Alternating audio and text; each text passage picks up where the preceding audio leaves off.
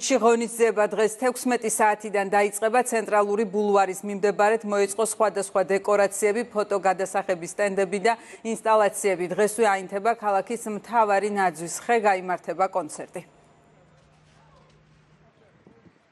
განსაკუთრებული გარემოა შექმნილი პატარებისთვის, ღონისძიებები დაიწყება 4 საათზე. ძალიან ბევრი საინტერესო და სახალისო აქტივობაა დაგეგმილი.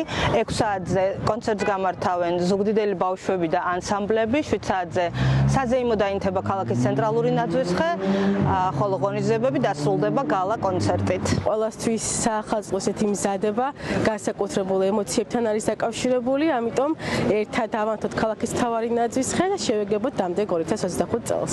ახალი წელი არის ის დღესასწაული, რომელიც თითოეულ ადამიანს ძალიან უყვარს, ყველასათვის ძალიან დასამახსოვრებელი და მნიშვნელოვანი დღესასწაულია როგორც პატარებისათვის, ასევე დასრულებისათვის. ძალიან მნიშვნელოვანია, რომ მათ ჰქონდეთ ისეთი გარემო და ისეთი განწყობა, რომელიც მათთვის ამ დღესასწაულს კიდევ უფრო მეტად დასამახსოვრებელს გახდის.